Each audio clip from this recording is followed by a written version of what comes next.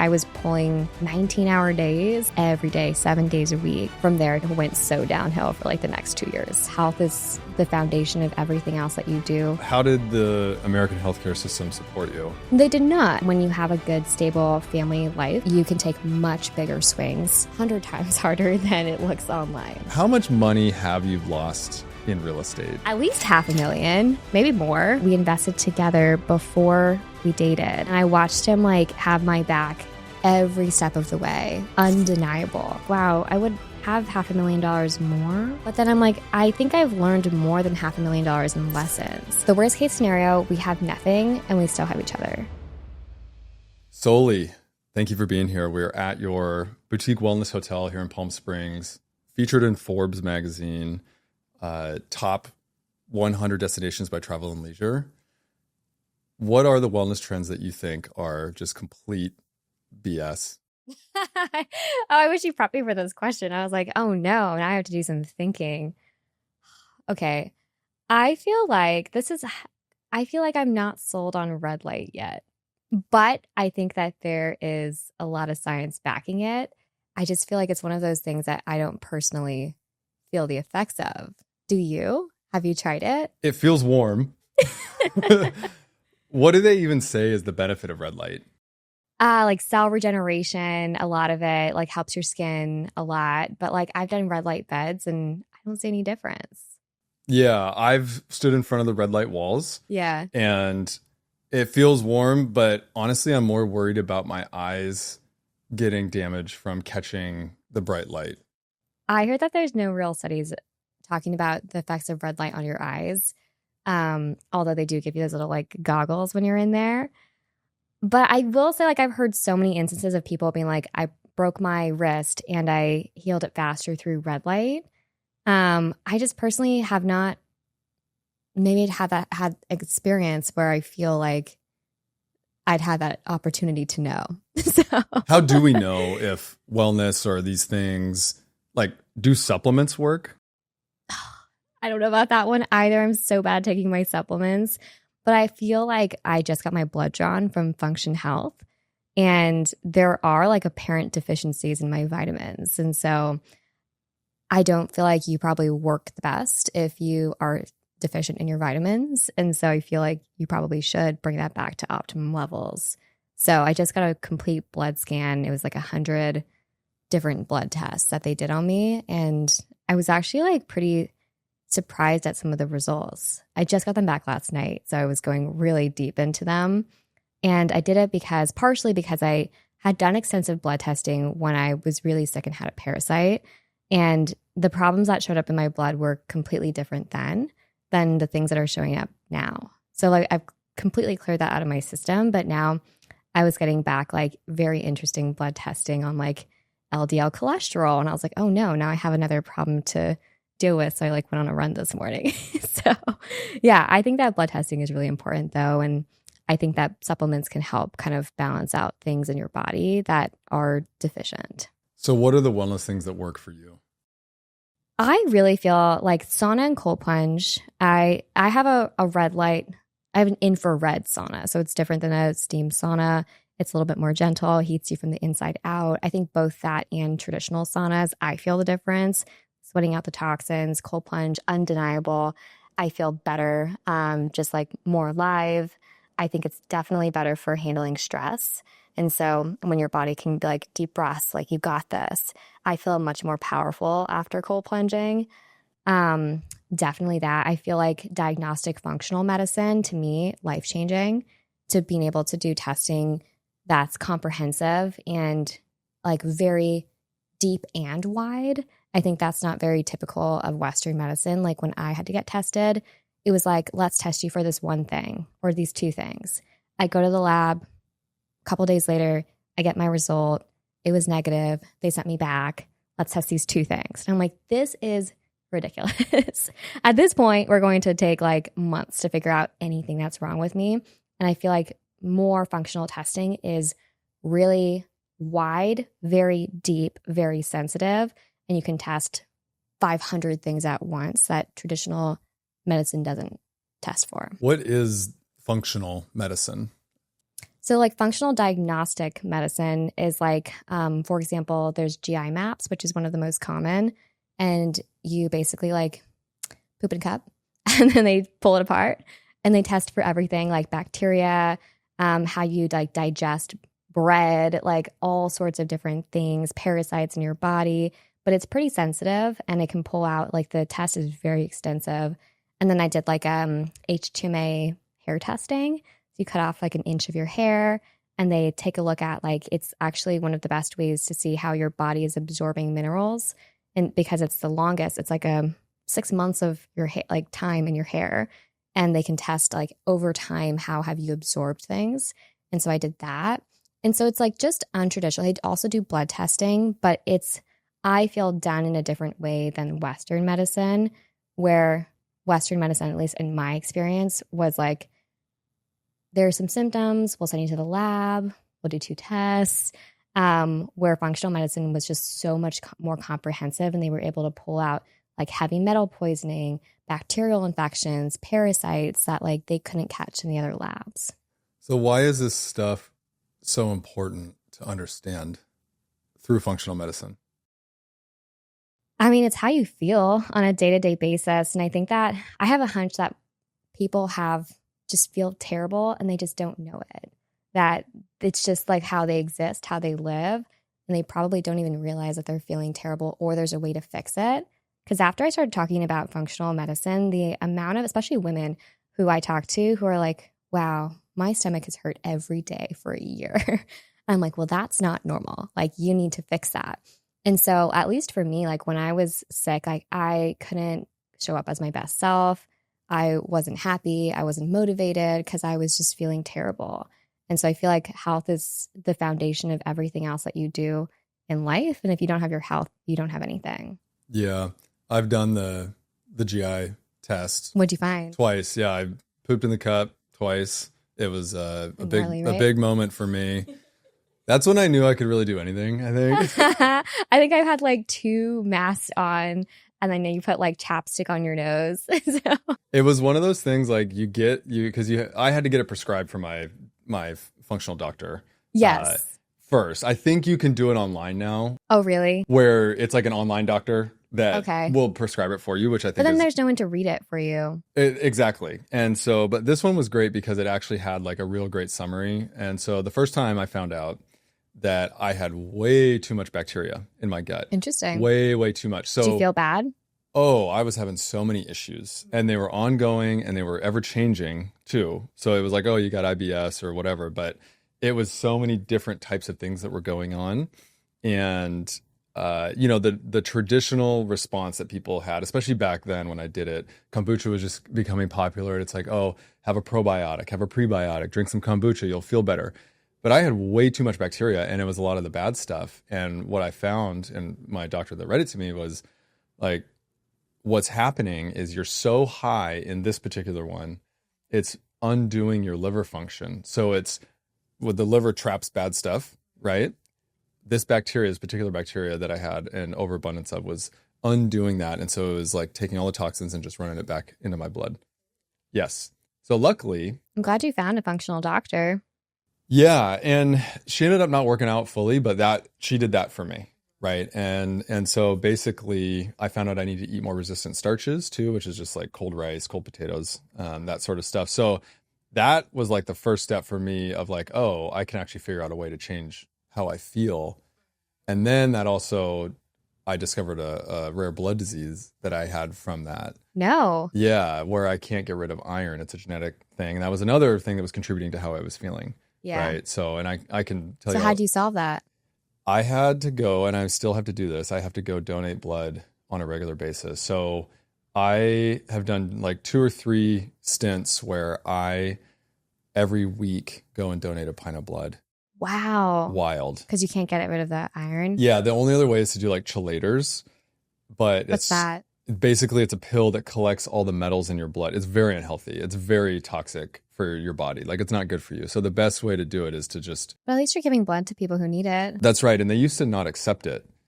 But now they do because there's a blood shortage, right? And so I also found out I'm AB negative, which is one of the rare blood types. Good. Yeah. And so I'm like they use it for plasma.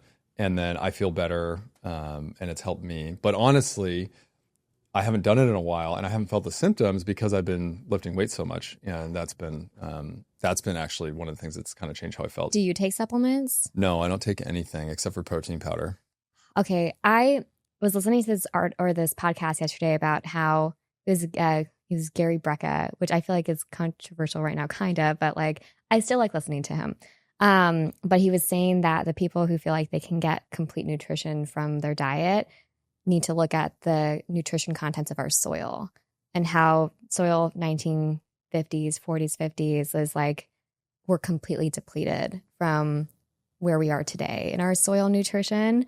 And so I'm like, wow, that makes me really depressed because even if you grow your own food, and it's like you can't really get the nutrients you need. Now, I mean, I don't know. But if you grow your own food, it's probably not the same because your soil might. Because the reason that he's right about that is that the mass farming, like, and monocrop. Yeah. So when you grow the same thing year round over and over, what you're doing is you're removing the natural, like Earth's natural processes of growing multiple crops that then feed the next crop. So there's this circle of life type thing that goes on when you're not doing a monocrop.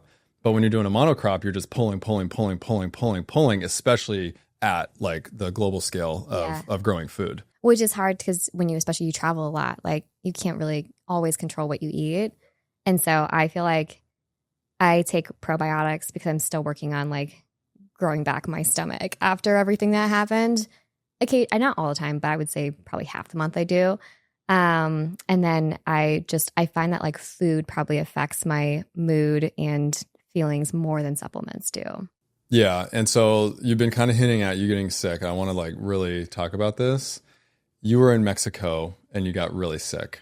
Well, it started in Guatemala. Oh, you were in Guatemala and you got really sick. From a kombucha, actually. Okay. Which was actually, I thought that it was hilarious because we were eating dinner and I was like, I'm going to be healthy and not get a cocktail. Instead, I'm going to get a local kombucha. Everybody who got the kombucha got sick. And it was some local fermented bacteria that I don't know what it was, but like instantly, like I was like, something's not right. And it was coming off. I had just been living in Cincinnati for like, I don't know, 6-8 months. And I was pulling, I don't know, 19-hour days, like 18-hour days every day, 7 days a week. And I remember trying to like finish up these construction projects and furnish these rentals. And I was like, just so that I could like take a breath and go to Guatemala, go to this retreat. And so I feel like there was so much stress built up in my body that when I got there and got sick, my body was like, oh, that's it. Like, we're going to refuse to work now. And from there, just like it went so downhill for like the next 2 years. Well, yeah. So let's go into it. So you climbed Ordeal after that, the volcano.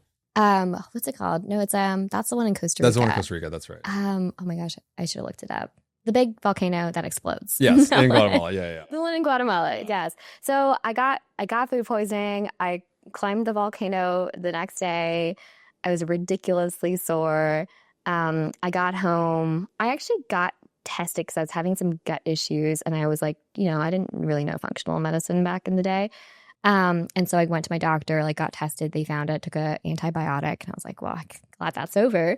And then I think 3 weeks later, I went to Mexico for 3 weeks. And I got another parasite from swimming in like contaminated ocean, which is kind of gross when you think about it. It's very gross like when you think about it. Human waste that I drank. And then the next day I got violently sick, like vertigo, couldn't walk, didn't know how I was going to make it back home. And I was like, wow, this is just like the worst luck ever. Just the start of my world adventures, 6 months of travel, got violently sick in Guatemala, like violently sick in Mexico. After that, I didn't get tested, but I was just like, something's just like not feeling well, but like I think I could just make it. And then it actually just like I sort of just felt uncomfortable for 4 or 5 more months until then I was on a plane going to Georgia and just could not stop throwing up. It was overnight. It sucked. Passed out on the plane. No one found me. Woke up a few hours later. Wait, you passed out on the plane? Yeah. And they just left you there? no one found me. It was overnight. So the flight attendants were, I don't know how long I was passed out. Okay, but they didn't like deboard the plane. No. Okay, No. right, That actually would have been funny. Well, that would have been terrible, but no, I woke up, threw up. And then after that, I just like could not stop throwing up for weeks. And then I remember sharing all my Instagram stories and like going to urgent care. I went to the emergency room. Like I was taking the insane amount of medication for nausea. It was like 5, 6 different like really strong grades of nausea medication. And I was like, I literally cannot exist like this. Like this is awful. And it was maybe, I don't know, 2 months like that. I was sharing all my stories and I was like, something's just not wrong. I can't figure it out. And then one of my followers came to me and said like, I'm a functional diagnostic practitioner. I think I can help you. And at that point I was like, I will do anything to make myself feel better because I'm so miserable. And I was still managing like my business and like my rental properties. We were still renovating probably like 20, 30 houses at once. So like it was really hard to balance like feeling crappy and not being able to like work with having an extreme load of things that I had to take care of. And so that's how I kind of got started on trying to figure out what was wrong with me. How old were you at the time? 24? Something like that. 24, 25. And so why did you wait so long to go see a doctor? I don't know. I was young. At the time, I was probably 24, I think. And I was my world travel. I was like, nothing can stop me. And I remember going to my gastroenterologist, like my stomach specialist in like February or March.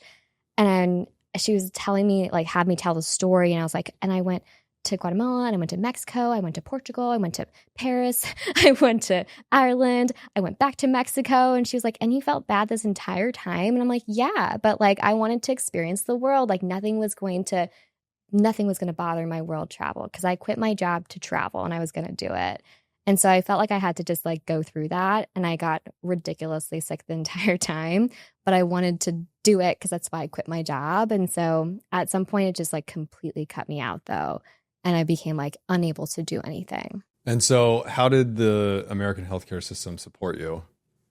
They did not. I remember going to my gastroenterologist and telling her about this. And she gave me a sheet of a diet that I should follow. And it was like cream of wheat and low-fat milk. And I was like, I am lactose intolerant. And then it was like chocolate low-fat pudding. And I was like, this is probably the worst suggestion of what to eat when you have like a stomach problem.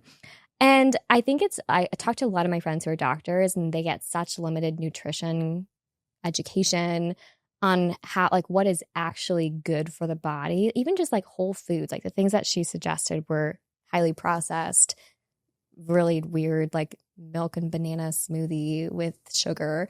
Like it was just strange. And so I think that like that, and I don't know, like they just weren't able to give me answers fast enough. I think that was really frustrating. I remember when I ended up I had a second antibiotic because I was so miserable. My doctor, like my gastroenterologist, wouldn't even give it to me because she didn't believe me. And so then I had to go to my pediatrician who said I was way too old to be going to the pediatrician and literally like hands and feet like beg her to give me an antibiotic to help me like just survive. And she did. But I'm like, that is insane to have to go to that length to advocate for yourself. And I can't imagine like people who know less about health and wellness, like they could have just followed the protocol, gotten procedures, like they were going to do like an exploratory endoscopy on me. I was like, I just don't feel like this is the right way. And then she was like, I think you should just go to the neurologist because I think it's in your brain. And I'm like, I don't think it's in my brain. I think it's in my stomach. So do you think they would have told a man that? I don't know. I mean, I guess like stomach problems are really hard. And I think that we don't know very much about the gut in general. And especially people who went to like, who were doctors who are older, who definitely didn't study it that much, are just unaware of the gut in general and how much lives in there and how much it affects. And so I don't know. I mean, maybe I feel like guys have stomach problems too and probably get told that there are no answers. So, but they basically told you it's in your head. Go see a neurologist.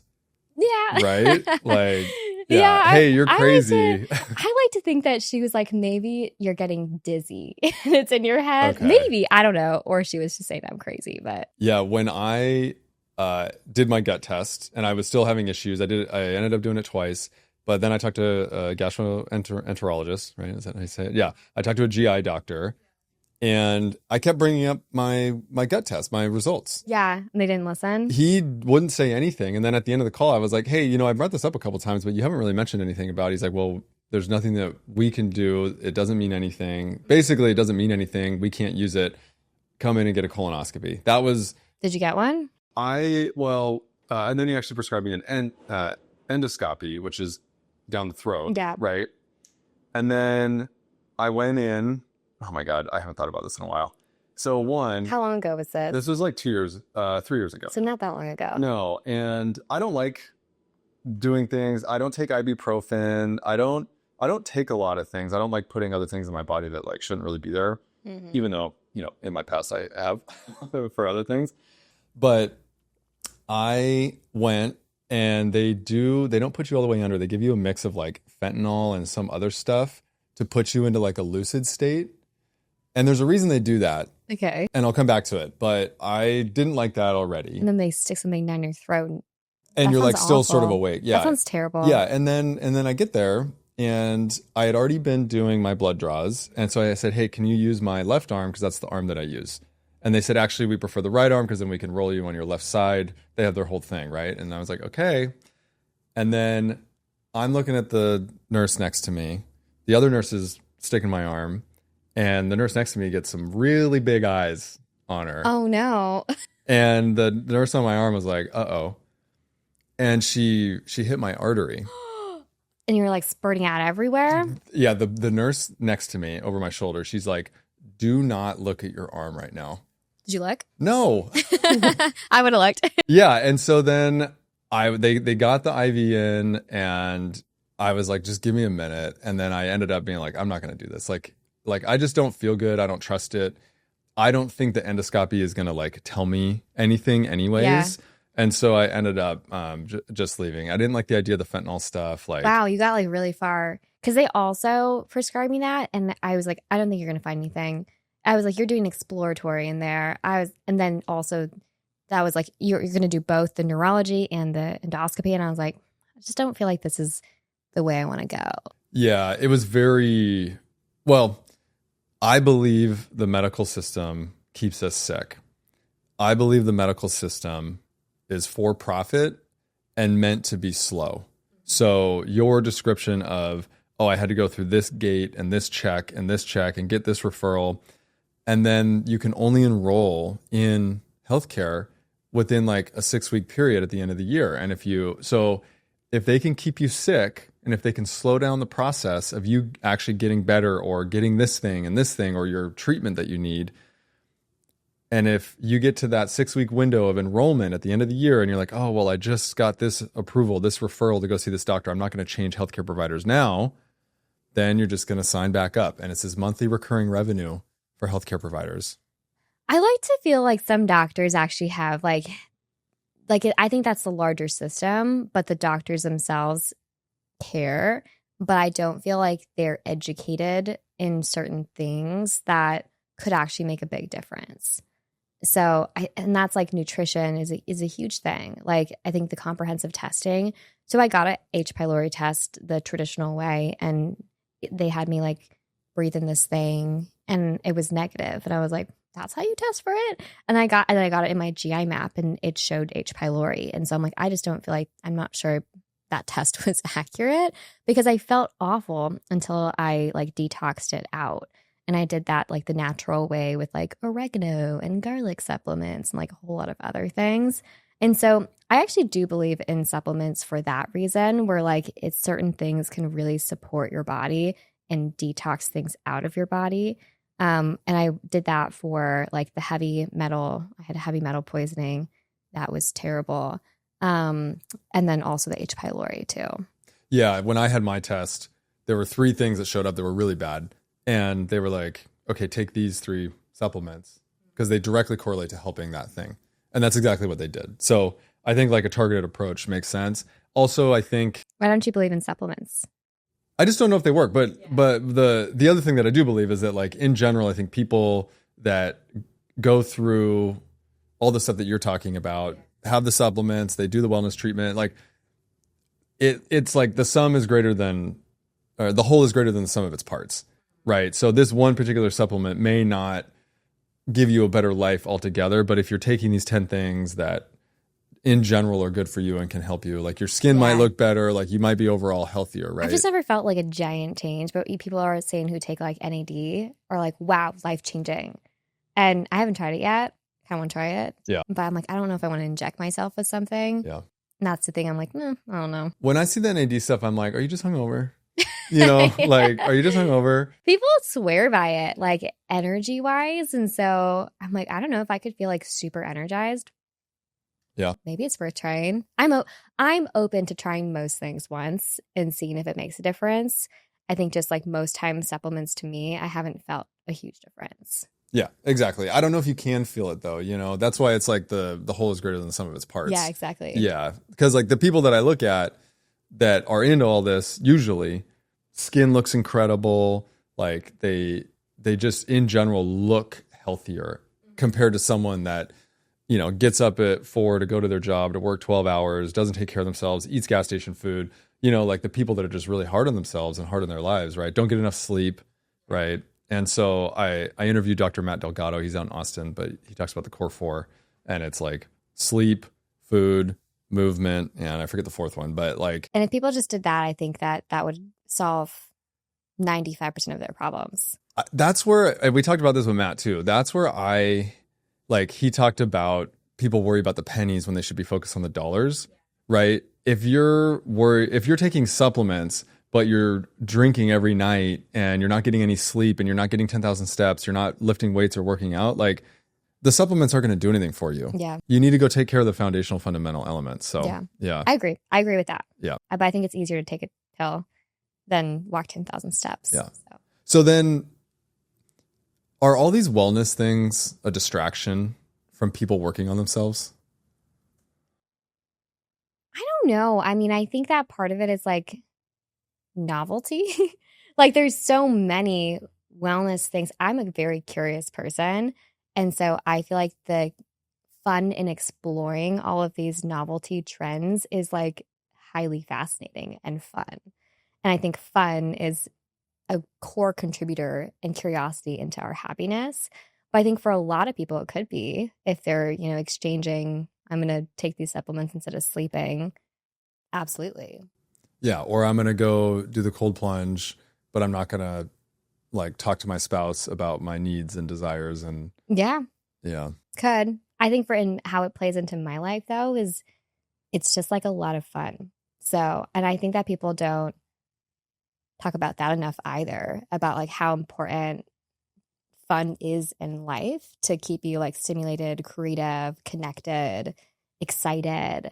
I think that's really important to kind of integrate into what you want to do. And it's so interesting too, because I have a lot of friends, like I'm 27. So a lot of my friends are out in the corporate world, like they're 5 years in. I hang out with a lot of older people, so 10 years in. And it's interesting to see that they don't have a belief that their job could be something that they love to do. It's just not even an option to them. It's like, I see my job as a job and it pays the bills, and I just want to reach this like base level of like happiness with my job, but I never think it's going to give me ultimate joy. But I think what a missed opportunity to not know that like the thing that you could work on could give you like immense joy every day. So I think that's just an interesting thing to continue to observe as I get older and watch people make like really core decisions and how they choose to spend their life. How does that make you feel watching your friends make decisions that you don't necessarily agree with? I think they find joy in other parts of their life. And that's where I'm not sure if it's my place to say that you should find joy in your work. I don't know. Like, what do you think? Like, if you find immense joy in your family and your friends and you have a very robust social life, do you feel like you need to find joy in your work? As I've gotten older, I do believe the work that you do needs to mean something to you.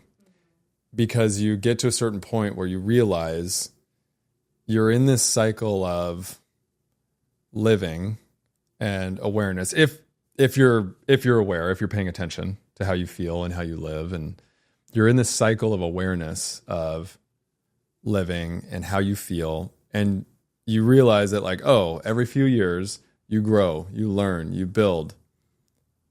And so if you don't like what you're doing, you're just going to repeat cycles of things that you don't enjoy doing. So you're going to spend your time doing something.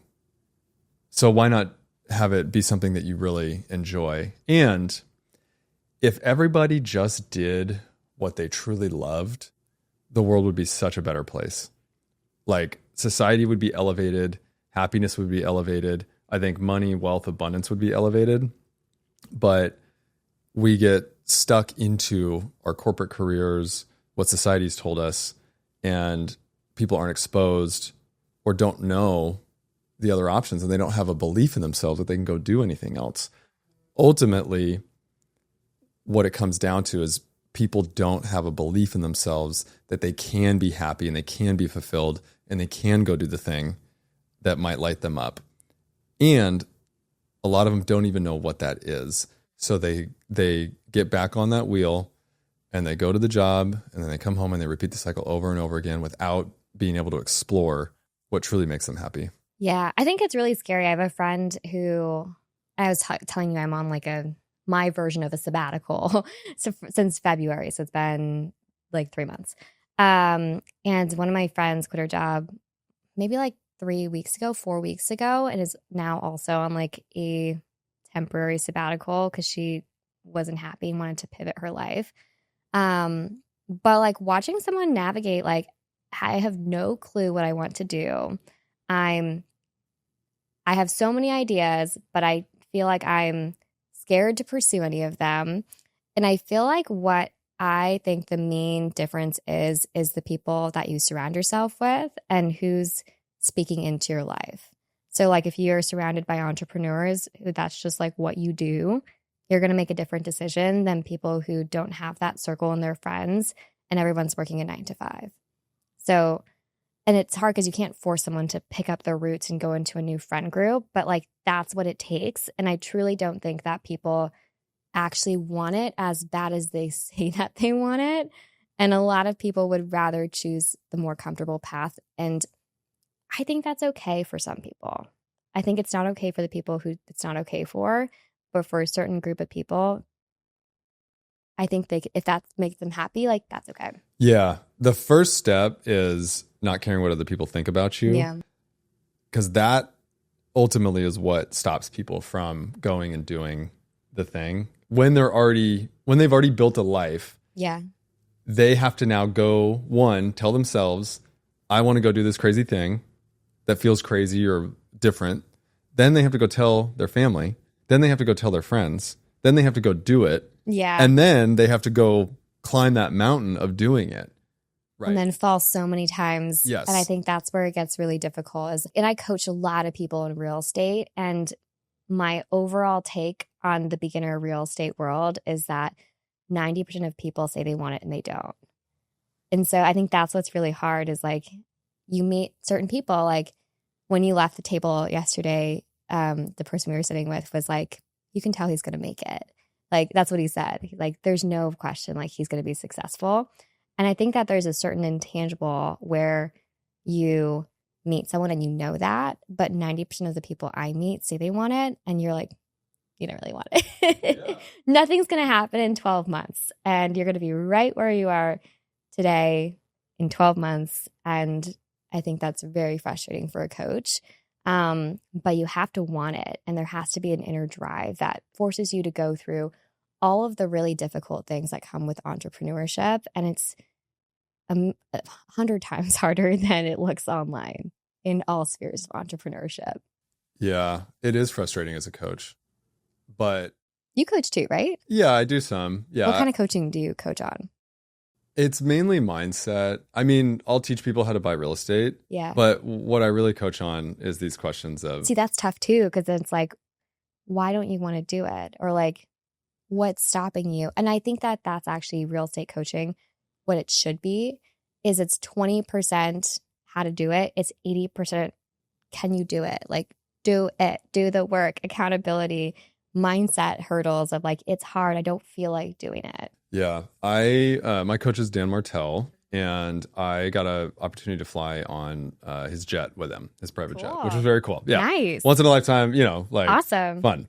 And it's a service that he offers for people that he coaches. Did you get motion sick? No, it was totally normal. Do you ever get motion sick? When I spin around. Okay, I'm always like curious if like you get motion sick on private jets because they're smaller.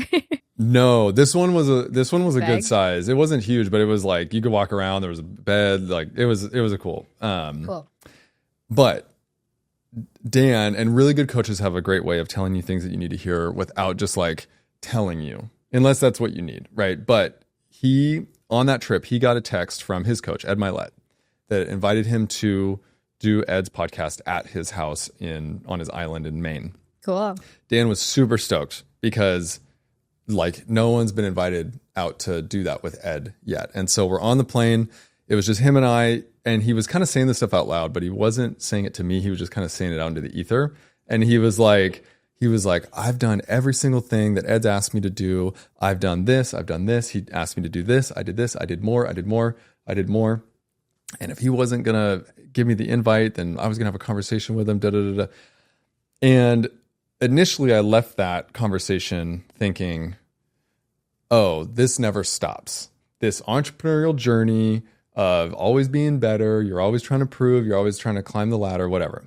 And then after I kind of integrated and thought on that whole experience, what he was actually telling me was, Kassidy, you haven't done everything that I've asked you to do. Oh, and like a passive aggressive way of saying it. Mm-hmm. You want things. Oh my gosh. He's like, you want things, but you haven't done what I've asked you to do. Do you think he actually meant that? Yes, 100%. Dan is a genius in that way. I've seen it real time in so many different ways. He's an absolute genius, and that's 100%. He will not give you more than what, I don't want to say what you deserve because that's not the right word, but as a coach, you know it when you feel it and you see it, when people are actually doing the work, and then you can reward and you can, encourage, but you don't want to just like clap your hands for people just because they feel like doing something, right? Yeah. Or they say they're going to do something. You have to do the thing, right? Uh-huh. And so that was, after that, that's when everything changed. That's when I decided to turn pro. That's like when the podcast, and I was like, okay, life is too short to just not go all in. What a move. Yeah. That's crazy. He's a silent killer in that way. Yeah, he's a silent killer in that way. I'm really grateful for Dan. But yeah, anyway, so real estate. Yeah. I want to ask you, last night we were talking and you said you've lost a bunch of money. Like, how much money have you lost in real estate? See, that's a tough question because I feel like a lot of the times I'll make money on a deal and lose money at the deal at the same time. And then net for the two deals is zero. And so I don't know, like I would guess at least $500,000, maybe more than that. Real losses. You see, like the real estate is a funny thing too, where it's like, yeah, it's some of them are paper losses until you sell it. Real losses, like we're selling a building right now that we'll lose a couple $100,000 on. So like after that, probably $500,000 in lessons. And sometimes I think I'm like, wow, I would have $500,000 more. But then I'm like, I think I've learned more than $500,000 in lessons. And I would say that too, like because it's not just real estate. Like last year in my education business, like I probably lost $200,000 in lessons, like just straight lessons, like hiring bad people, bad decisions, like things where I'm like, why did I do that? Like dumb investments. So yeah, like a lot of money between the two businesses too. But I don't think I would not do it again because of the person I've become through that process. So thankfully, like it didn't kill me. And the more you talk to people about, and that's like, I guess it would be in the partnership. So my half is like, it's half of that. So nice having partners when you lose. But when you talk to investors, if they have not had significant losses like that, they probably haven't been investing for long enough to feel that type of pain. And then when you do share that type of story, I think it's bonding on a different level of like, I see you, you see me, we've taken some big swings and it hurt really bad, but we're here on the other side and everything's okay. Yeah. Your true colors come out. Yeah. And you see how people react during the bad times and how they respond. And that's actually how like I don't think I've ever told the story on a podcast, but actually I definitely have not. So this will be the first. How like my fiance and I got together was we invested together before we dated, and we went through some really bad times together. And I watched him like have my back every step of the way, like undeniable. And I was like, wow, this is something that's really special that I don't think a lot of people get to see that in their spouse or like potential spouse in a really bad way, like going through things where I'm like, wow, that's really tough. And yet you showed up every day. And so I think that was like very bonding. And what helped us, like that's what originally drew me to him and how we started dating, was through like those really tough times. It's not that you just saw his bank account and you're like, okay. Well, we were honestly like every dollar that we made, like during this 1 year, I don't even remember what year it was, would go into bad projects. So it was like, oh, we just got to finish this project. And it was like, thankfully we were both making like good money from other things. And so it would be like, we make $100,000, we pay $100,000. Like let's just get this deal done. So, but it does show you true colors. And like we learned a million lessons together in business and life, in a relationship, in communication that like, I don't know. I don't know if I'd go back and do it another way. Yeah. Picking a spouse is probably the biggest decision you can make in your life, especially as an entrepreneur and a business owner. What are some of the other things that he does to make you feel special? Business stuff I feel like was challenging, but I don't actually think it was as challenging as when I had a Parasite.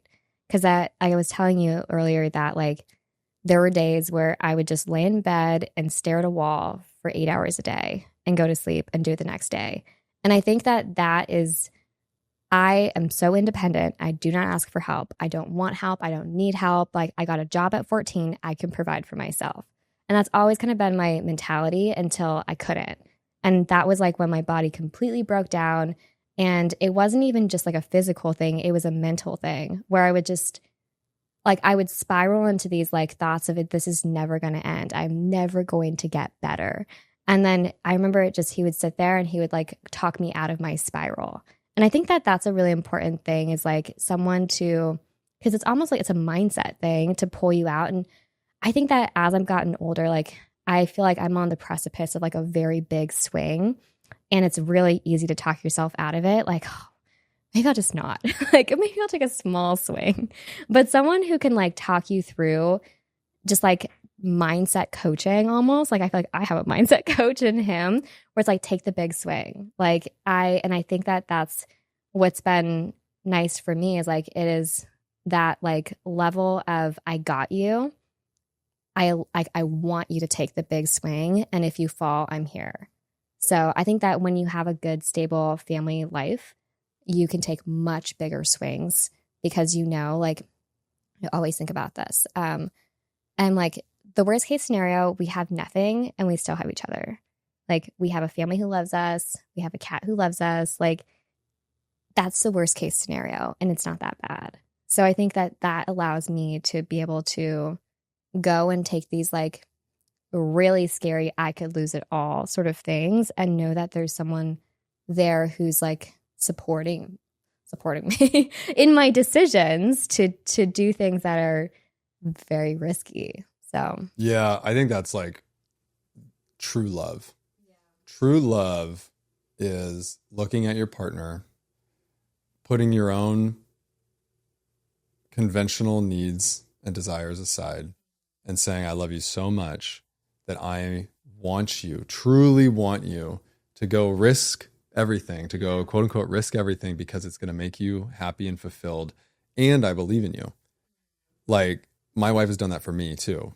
Like on this podcast, it's pretty fucking crazy as a 38-year-old to say, well, one, we're going to sell some of our properties. Like we're getting doing the same. Yeah, we're getting out of a lot of our properties because one, they're a hassle, they're a headache. We have a bunch of equity. Why don't Like, we don't have to hold on to this stuff forever. And why don't I take some of that money and go all in, buy the gear, rent a studio. Like, when I get back up into Seattle, I'm going to go find a brick and mortar space, and I'm going to go rent a brick and mortar space to create a podcast studio. And I've never done anything like that in my life. Real estate, in my mind, is actually more of a scarce way of investing. Really? Than businesses or brand? Yes. Because I agree with that. Yes. And I teach the velocity of money, leverage, forced appreciation, tax benefits. But just because you can save money on taxes, that's not an abundant reason to go after something. To me, and I'm a previous engineer, it's like an engineer's way of investing. Now, boutique hotels and design and all that, like, that feeds my soul, right? Because of everything, and we can talk about it. But to go and say, I'm going to go put myself out there, I'm going to go build something, I'm going to invest my own money without leverage and ROI and IRR. It goes straight to zero. It goes straight to zero.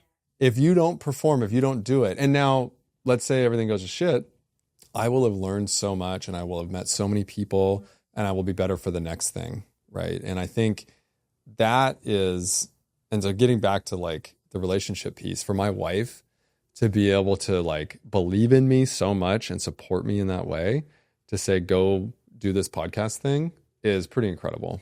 Mm-hmm.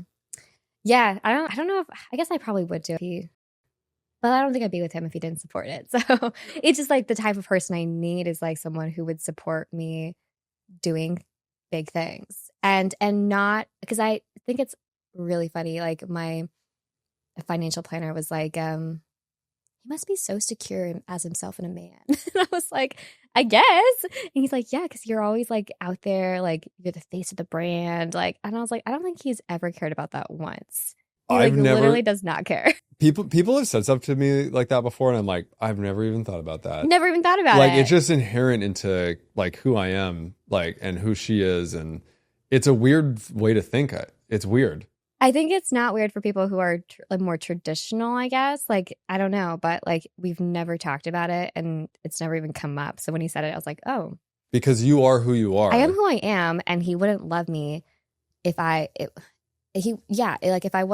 if this wasn't what he wanted, like, we wouldn't be together. That's right. I think about it a lot, like how truly grateful I am for my wife. You don't even know our whole history of living in the van and like doing all this stuff. Like, to think back on everything my wife and I have done, and the projects that we've done, sleeping on the air mattress, in construction, the boxes, like the sacrifices that you have to make for your health, physical health, mental health, relationship, to build your portfolio, to escape the trap of corporate and do something different than what you've been taught your whole life. Yeah. What's hard though is that like you did that together, and I did that together too. What I think is very hard is when people want that after being married, and they get that urge like 5 years in, and their partner's like, you were never like this before. And I think that's what's really interesting to watch people navigate, and where a lot of relationships break is, I want to grow and you don't.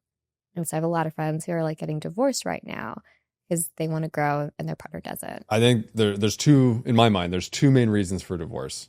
It's resentment that turns into contempt, like unresolved conflict. But I think, so maybe ultimately there's just one, the unresolved conflict, because I then believe the second thing that stems from the first is a desire to grow and a desire to be different, and either feeling like they can't talk to their spouse about it, or feeling like they're trapped.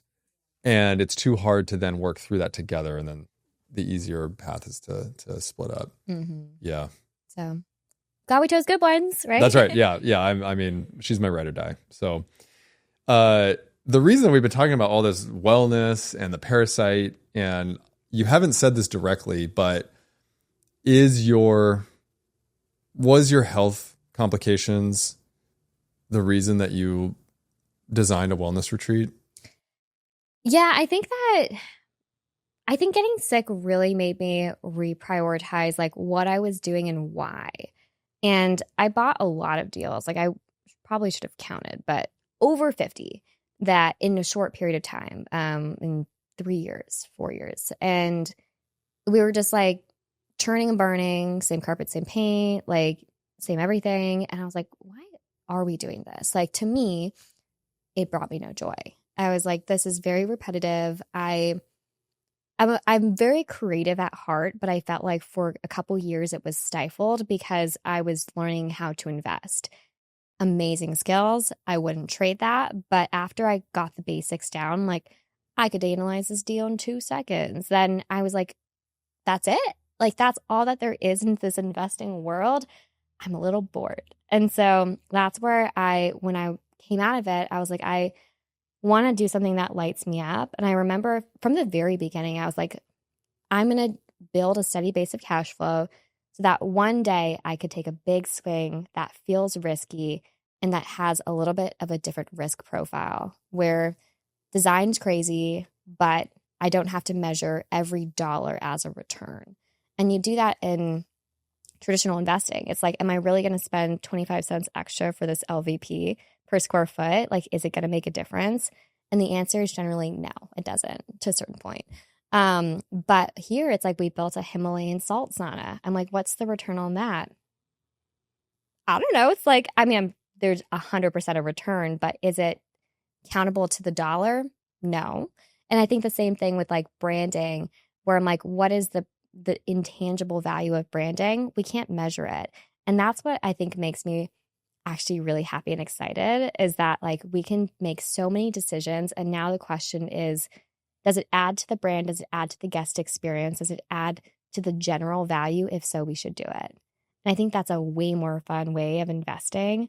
So I knew I wanted to get into something like this. And I think that after I got sick, I started to get way more into how can we integrate health and wellness into the concept. And I think it's just a growing trend. Like everybody, this is like one of the fastest growing trends of hospitality. And I feel like I've been very lucky to catch things right near the beginning. So when I invested 2020, it was like right before things skyrocketed. Built my personal brand in 2020. Everybody's eyeballs were on social media and it skyrocketed. And now I feel like I'm in the same place with wellness hospitality, where we're at the very beginning, where like now Equinox is getting into wellness hospitality. Like it's about to explode. And I think that if you could just ride that wave up, you're going to be really happy you started today. Yeah, I agree with you. Yeah, the ROI on design is something that I always ask people about. Mm-hmm. You kind of answered it, but like, how do you figure out the ROI on design? I don't know. It's a balance, I think, when we were doing underwriting of like, obviously the deal has to pencil. And so the renovation, the total renovation amount has to make sense in the ADR and the occupancy and all of your expenses and your net income. And so you can't just go, I'm going to go unlimited. And because if we added 4 more saunas, like it wouldn't make sense, you know, or like it just wouldn't, because there's only so high that our profit could go that we had to kind of back into how much we could spend on the renovation. I think that the hard part was like the comping, because there's not really a hotel quite like this, but we took sort of like what we thought were the nicest hotel in the comp set that were not wellness. And I think we were actually pretty spot on with the ADR. I think at some point it may go a little bit higher because we're differentiated, but at least for now, like we're pretty spot on with our competitors. And then we just backed into like, if we spent $1.5 million on a renovation, could we get there? And then you start to like put it in and assign values into different amenities. Does that make sense? That's exactly how I teach people to do it. Yeah. Reverse engineer the purchase price and the renovation budget. And does the renovation budget get you to the ADR and occupancy that you think you can hit? And then I'm glad it's right, because I literally do not handle underwriting. Just like I get to do the fun stuff, like the design and the partnerships, but that's how we did it. And then we're like, okay, how much wellness could we fit in this complex? Like how many concepts could we get here that fit into the renovation while not skimping on the room design? So that's kind of what we did. But what was so fun is that I went to Europe halfway through the renovation, and I went to go see like the Roman baths and like all these like crazy spa concepts in Europe. And it was fun because I got to come back and implement some of the things that I saw there in real time. I thought that was like one of the most fun parts of hospitality, is being able to get inspired by anywhere you go and be like, we got to put that in there. And then like, boom, it's a reality. Yeah, I think it's so fun because you can test things out and then you can see if there's a return or not. And I want to talk about the Roman baths and the bathhouses. But when I visited a few months ago, you were talking about how you initially designed this place, and we're at TERRA in Palm Springs, by the way, if anyone's wondering, incredible wellness boutique hotel. But you had initially designed it for a different ADR, right? Yes. Tell me how you were initially designing it, and then how you shifted, and like what's the ADR that you're targeting? So basically, what price per night are you targeting now? We had a hotel consultant come in, and this, like, our basic design, it was a kind of a basic design. It had some wellness components, not 100% wellness, but it was more cosmetic of a renovation. And then as we got in here and toured with our hotel consultant who operated a couple hotels in Palm Springs, he started to tell us how unique our rooms were. They were big. They have backyards. Like, it's very rare to have huge back patios. He saw the concept. He saw the initial renderings, and he's like, you're shooting yourself way too low for what you could be in Palm Springs. Then we also started to crunch numbers on staffing models. So I think that if you go unstaffed, in certain markets, like in Palm Springs, it doesn't really work because people want you to hand you a drink and hand you a towel and answer questions. Like, that's just the level of service they expect. And we knew that from our friends who opened a hotel down the street. They told us the same thing. They wanted to do Airbnb. They had to pivot. And so when we started to do some like crunching numbers on staffing, we're like, okay, if we want to have this level of service, we have to go a little bit nicer. And so we tried to keep our budget as close to original as possible. It went a little bit higher. But then we had a bit of more comprehensive of a staffing model. And so we were like, we're going to shoot for the higher tier. So right now we're still in ramping up. Like, so we're at 380 right now. So we're definitely above like where we underwrote, but I think we'll cross 400 when we're stabilized and have that as our ADR.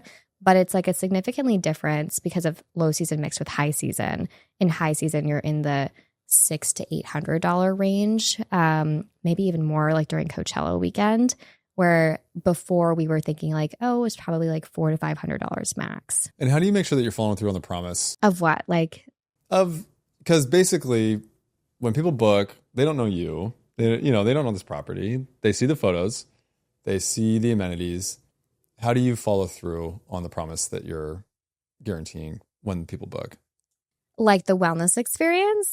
Just whatever the promise of TERRA is, So I think it's everything, though. It's like, it's small details, and it's like, it's your staff. It's like, how does your staff welcome them when you come in? Like, what does the tour look like? Like, are your amenities clean? Like, are your things replaced? Is the minibar stocked? What is it stocked with? What is the, like, we have two mini bars. We have the drink mini bar, and then we have like a wellness mini bar. And so like, is the concept, does it flow through every bit of the experience? Like, we think a lot about like our papers and like what papers are things printed on. And I think that people don't really maybe notice the small things, but they notice the feeling that it gives to them. And I think that's really what we're promising per se, is a feeling of relaxation and reconnection to yourself. And that's like what I think people feel when they're here. But it's a mixture of all of the different decisions that we've made that they might not notice one by one. Yeah, the whole is greater than some of its parts, yeah. Well, I noticed the papers. I noticed the wellness mini bar. Oh, good. I was intimidated by some of the stuff in there, but I know I'm not your ideal client. Like what? Like the mushroom gummies? No. There was, I think there were facial masks, but they had a bunch of different words on it that were not about facial mask. It was like, oh no, those are like intentions. Like, that's what I mean. It's like, I don't know. I think it's a mask of a. It is a facial mask. Yeah. They're like quartz journaling for the girlies. They love it. Yeah, that's what I mean. Yeah. So like, I'm not the ideal customer all the time, but I really do appreciate, I love textures and I love materials, and the selection really matters. So I appreciate it. I've been watching because you went to a coach and she told you to chill the hell out, right? Yeah. And you've been on kind of like a bathhouse tour, right? And we were talking last night. I think I know what you're planning just from watching you. And are you planning on taking a big swing to open up like your own bathhouse style? Are you? I feel like we're going to be our biggest competitors here. No, see, there's no competition. I'm just kidding. There's no competition. There's no competition. No, there's abundance of space in this. There's actually like so much space in this industry. And everyone has a different spin on it. So I think that the concept needs to be fleshed out a little bit more, and that's kind of what I'm doing right now. Like I'm coming out of my break, and my break was not like I'm going to shut everything down. It was the absence of goals, which to me is huge. I had no goals, like no new projects, no big decisions. I worked minimally, and to me that was like, what a change from the past 26 years of my life. Honestly, because I worked jobs through high school. Like I worked full-time through college. I worked double time when I was building my real estate portfolio. I've always had 2 companies at the same time. And so like to do not much was weird. And the first month sucked. I remember I met with her and I was like, this isn't working. Like I'm uninspired. I'm bored. I'm like not happy. And she's like, good, great, it's working. Yeah, it is. And so then the second month, I was like, I started to get much more curious and start meeting with people, cold DMing them on LinkedIn, which I hate, but I guess it was fun. Meeting with random people in bathhouses, like having conversations, meeting with my old professors from college, like meeting with mentors, talking about my ideas. And I started to feel that like excitement for life and stuff come back. And it was something that I was missing for a few months because of just like extreme, and I don't like to say burnout because I feel like everyone says that, but like it was just like 6 months of running and working. Like it was again like 20-hour days every day until we opened. And so like I think that's the general gist of the concept, but I think it needs to be fleshed out a little bit more. I think that TERRA was a test on, do I like hospitality? And I love it. I'm obsessed with it. Like, do I think that I could do it? Absolutely. Now I'm just trying to figure out what exactly is the vision that I'm going to cast. And then when I'm have a little bit more direction, I was telling you earlier, like I'm taking a bit of a break from social media. Like I'm going to go hard. So it's coming and I feel it's coming, but I also have such appreciation for this like moment of stillness, of no direction. And I would never say that to you 2 months ago. I'd be like, this freaking sucks. Like this does not work. And now I'm like, wow, what interesting clarity and just coincidental things happen when you open yourself up to anything. Yeah. Yeah. I've been going through that for a couple of years now. Like same thing. I mean, I didn't stop doing everything for a couple of years, but yeah, I got my therapist and that was the first thing she said. And she hammered it in for like 6 months, was like, you need to stop. Did you stop? Yeah, not 100%. I spend a lot more time with myself now, though. I spend way more time with myself and not doing anything. I listen to my body, too. So when my body... And it's not an excuse, because there's a lot of people that like... They're like, oh, I don't feel like it today. It's not that. It's like, I need to pay attention to something. And so even this last weekend when I was in San Diego, I got a ton of clarity. And I'll go to San Diego and I'll meet up with a bunch of people and I'll do, and I was staying in Cardiff in a little Airbnb I like laid in the bed with the door open, listening to the waves. And I walked on the beach and I got so much clarity about what my mission is, what my why is, why I'm doing this. Because up until this point, I've been doing all this, but there still hasn't been like a clear and defined why. Like I'm just talking to people on the internet, but it's clear to me that like the thing that I'm passionate about is helping people like you where you needed rest. You're an entrepreneur, but you need rest. So there's that stuff. Access to other information, access to other resources, access to other people that are good for us. That's why the podcast is called For Your Own Good, because these are the conversations that I think little Kassidy needed to hear and have access to other ways of doing things, but also like you do not have to kill yourself doing this. Now, there are seasons of like grind. There are seasons and sprints. And this is an earned rest.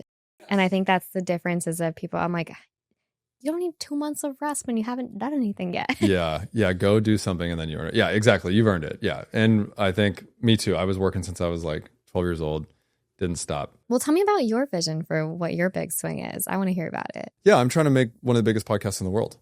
And the clarity is my why. And it's, like I just said, helping other kids, teens, adults, entrepreneurs have access to the people and the conversations that they need to have access to. So my goal is to make this thing as good, whatever good looks like, as good as it can possibly be to reach the most amount of people so that I can help the most amount of people and bring them into my world and just give away as much free value and information and access as possible so that they can live their truest, most authentic self. And how does that relate to your vision in hospitality, though? Yeah, so great question. So there's this eyeballs piece, right? The podcast is eyeballs. It's people are now paying attention to me. Then there's the investing side, which will be investing in boutique hotels, wellness, bathhouses, whatever that is, but also... Do you have a clear vision on what that is yet? No, I need to get a little bit clearer. What I talk about, it's interesting. You said you want people to connect with themselves.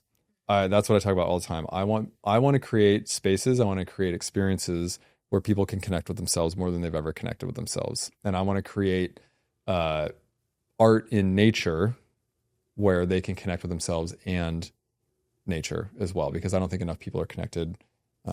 Grounding, whatever you want to, but like being able to stay in hospitality in nature where you're experiencing design and organic architecture and nature all at once. The clarity for me came when I felt like I have to do it all myself. And I'm like, no, I know all these amazing people that are in the hospitality space that are better at this stuff than I am. So why don't I start a fund? Why don't I have a fund manager? And why don't I enable all these amazing people to go do and execute on the vision? And so have more of a venture, an investment arm, and also land preservation. I think land preservation is really important. Protect it from being used for stuff that I don't want it to be used for, and give public access, and investing in entrepreneurs. So basically podcast to feed my creative soul and to help others, and then an investing arm. But I'm not on site managing the contractors. Do you want to hear an interesting thing about funds? Do we have time? Yes. Okay, so I've been going down this debate and one thing I will say is I thought before I had all of these random conversations that I was like, if only I was released from the investment side and just could focus on creativity and wellness. And that's honestly what I thought until I started to talk to all of these highly creative people who were involved in wellness. And I was like, oh, I love the business side. Yeah. And I thought that was so unexpected that I was like, no, my brain is built for business and I love it. And I also understand wellness and trends. And I'm like, and I think that's my superpower. I think that you don't know what you like until you start having conversations with people. And I resisted having conversations for months. I just wouldn't do it, wouldn't schedule the calls. And then my fiance was like, I'm tired of you talking about it. Just do it. And so I did it that day and I had 5 conversations. But one of the conversations I had was with my old real estate development teacher in college. And he's owned the Four Seasons in Santa Barbara, the Fairmont in San Francisco, big, big, big hotels. And I asked him, same thing, what are the pros and cons of a fund model versus a syndication model? Because he's built his portfolio on a syndication model, not a fund, but he's done hundreds and millions of dollars of transactions. And he was like, I was like, I want to do the fund so it's more flexible, we can go after big deals, and what he said is that he doesn't like the fund model as much because he's seen so many instances where fund managers make their money on, say you have 10 houses, you sell 7, that's your return to your investors, you make your profit on the last 3. And he's like, I've seen he's 50 years into the business, so many people who the economy turns, they lose their margin, they don't make any money from their fund. And I thought that was really interesting. I don't know if it's just real estate though. I think part of me is almost quitting my real estate job. Really? And you're going to go into investing in people, businesses? Yeah, I think that's more interesting. Over real estate? I'll still invest in real estate. I think the way that I see it is, one, buying an Airbnb to offset your taxes is probably the best strategy for regular people, because you can, if you're making a ton of money, you just go buy a really big Airbnb and you can offset your tax bill. That's lame. That's boring. Then there's the creative passion project that may take years. I don't know, which is boutique hotel, really well designed, hire an amazing team, scale up a little bit so you can afford the best people. Pick one of those every few years just to work on a little more directly. But then there's this thing of like wanting to change the world and wanting to help the world and invest in entrepreneurs and invest in businesses. And maybe there's an AI component, maybe there's a product component. I'm more interested in exploring the business side now than I have been in the past, while still wanting to keep a foot in real estate. But that was my hesitation for a long time is, I was a corporate engineer. That was my identity. I quit that. And then I escaped that through real estate. And I thought that I had to hold on to that identity and that's the thing that will keep me going forever. And it's like, well, I don't really love it in that way. I want people to do it for themselves because it does work and it gets you out of whatever problem you're trying to solve in terms of cash flow and like if you do it right. But or you lose a lot of money like me. Yeah, or you lose a lot of money like you. Yeah. Okay, but a lot of deals worked out great. So you're doing fine. You're doing fine, Soli. And I've just been really battling with this identity of a real estate guy. And just because I know something and just because I'm good at something and just because I've done it for a while doesn't mean that I have to continue to do it. What it does mean is that I've learned a lot of things and then now I'm going to go apply those things moving forward. Yeah. I think about that a lot too, because I think that actually I know that almost every single bathhouse is not attached to a hotel. And I can't figure out, I haven't decided yet, is that a huge competitive advantage that I have, that I understand hotels and I understand wellness and could do both? Or is there something where it's like the bathhouse concept is highly profitable, high margin. They rent out their spaces for 10 years, they build it out, and they remake their investment in a year. And so I kind of go back and forth because hotels are not high margin and they're high service.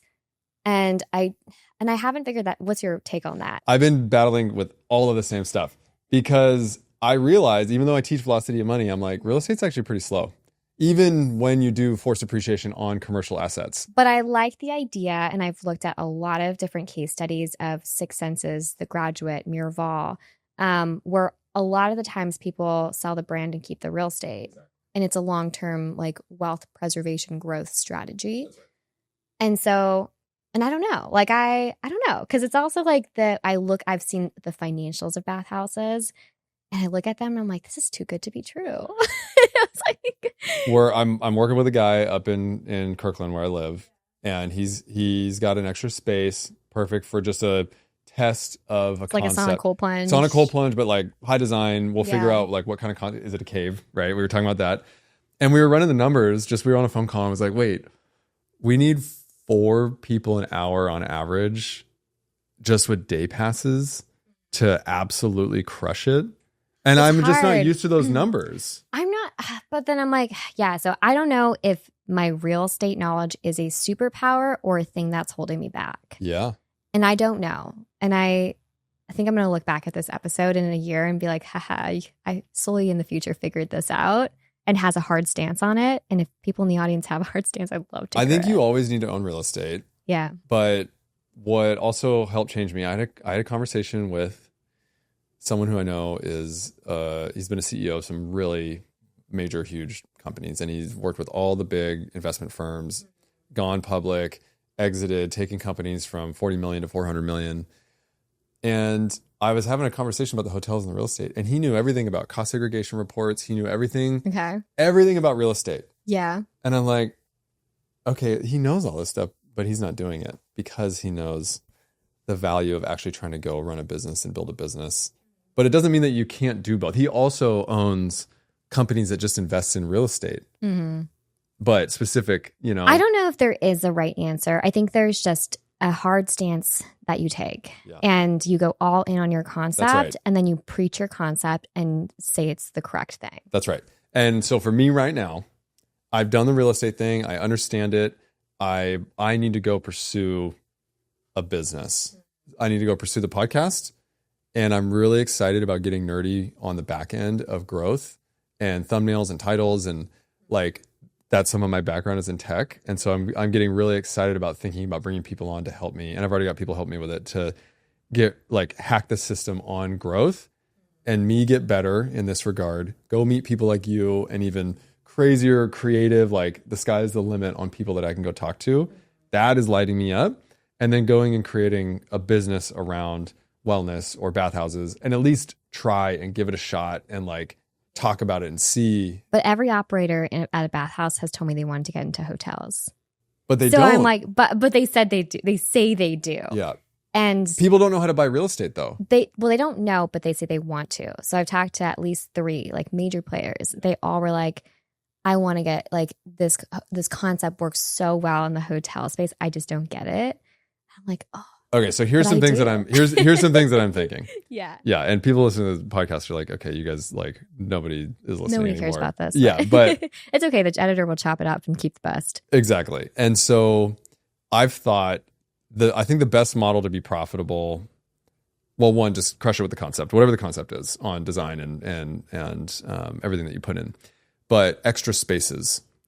And so hotels, lots of hotels have extra spaces that they're not using. So you as a wellness brand can come in. So if you create, right, you create an offsite, Othership or others like that should drop into hotel. Exactly. That's a good idea. Yeah, because branding is so important now that if you're staying at the Four Seasons or whatever. The Four Seasons has an othership. Or the proper has an othership in it. That's a sick idea. Right? Rob. I know that's what I mean. I shouldn't be giving the sauce away, but so I've been thinking about that. Yeah. So instead of that's a good idea. Killing yourself on the hotel, like I love hotels. I know. But you can almost marry the two. Yeah. The other piece is like, oh, go buy the real estate and then lease it to yourself. That's a common thing that you can do. My concern, and obviously I don't think anyone cares about this, but is that I think that franchising the same concept over and over and over again would be boring to me. Yeah. It would make incredible enterprise value, but I think it'd be boring to me. I know, but that's the problem with entrepreneurs is we think in the end it'll be boring and we'll get sick of it, and we have to get over that. Yeah. Or find the fun and the joy in what it is that we're doing. But I think the fun and the joy could be in a hotel brand where every kind of like Six Senses, where there's, or like they have a very unique local component to it. The Ace does that too. I've thought about that, like Soho House kind of does that, right? And so how could you do a better Soho House concept with bathhouses where you have a co-working coffee cafe situation, you make it financially profitable. It's memberships, maybe it's drop-ins, I don't know. But so these are the things that I'm thinking of on the business side. Ultimately, I think the way to be most successful is just execute on the design and the product for your guests. I think it's go all in on your concept and preach it often. Because I think that when you come confidently and believe 1000% that there's no way you fail, there's something that people look at in you where they're like, all right, like you believe in it so strongly that I'm going to believe in it. And I think that's exactly how we raised money for the hotel. And it's exactly how we'll raise money for the next hotel, is like it's extreme belief in your concept. So I'm excited because this is such a special time of like developing what that concept is that I will have strong belief in. And like, what a fun thing to do. Exactly. I think if you're listening and you're thinking about starting a business, being an entrepreneur, buying real estate, like listen to what Soli just said about thinking how fun it is. That's the thing that I think you need to go pursue. You need to be a little scared of it. You need to be a little bit scared about how you're going to do it, who you're going to tell, who's going to help you, the unknowns, but you also need to be like, wow, this is going to be a lot of fun if I could do this. But then you need to go do it. And you got to stay even when it's not fun. That's right. That is the entrepreneur's challenge. You went up, you learned and you grew, and you're going up that growth path. And then you get to the point where it's like, oh, this is really, really not fun, but I got to stick it out for a little bit longer at least, and then see what the lesson I have to learn is on the other side. Yeah. Well, Soli, this is really good. Yeah. I really appreciate you having this type of conversation with me. These are the kind of things that I like to talk about. Yeah, more so than just the real estate, but very impressed with everything that you built. And you said you're an old soul, and I believe it. So I appreciate you having me here and put me up in your hotel, TERRA in Palm Springs. Also, where can they get a hold of you? Where do you want them to go to connect with you? Instagram. You'd like this. I got to rebrand myself. It's almost time. My Instagram is Lattes and Leases. And it was my persona for 5 years. It's like getting into real estate and sharing like the ups and downs of growing a real estate portfolio. But I'm feeling that like when I do take a big swing in hospitality, that it's got to be my name. So it will change when I figure out how to get my old username back. What's your old? Oh, literally, it's my name. It got hacked. Oh, So if you also have anyone in your audience who's a meta person, I might be able to find someone that can help. really, Yeah. love my username back. That would be great. Yeah, because they just permaban. Like you like just can't get it back. That's what they say. Well, the account's still there. I just can't get into it. So I think it'd be highly weird if like I made it solely Doc Cayetano, but then if someone looked, they could see my old profile. I think you've got 140,000 people following you, and so they would still be interested in what you're doing if you just change your name. Solely Invest. Yeah. And the other thing is like, okay, let's say, and I know we're going over again, but Solely Goes Hotels. yeah, Soli goes hotels. But like think bigger. Think bigger. Think big. It's just Soli. Well, actually, I looked at that and there's no person's Instagram named Soli, but it's not available as a username. That's what mine says too. And I'm like, why? Because they don't, here's what I think. My name's so weird. I know, but I think they're holding on to them so that when you get to a certain level of fame, of popularity, of whatever, I could buy it. yes, for $1 million or whatever. And so when Kassidy gets to a certain level, Meta will come around and be like, hey, we've got this. We've been saving our name. I think they are. I think they are. I hope so because I like it. That would be cool. Yeah. Be like Oprah, Soli. Exactly. Like how did Oprah, I guess Oprah's a unique name, but anyways. All right. Well, I really appreciate it. And as always, everybody, I appreciate you. I love you. This has been For Your Own Good.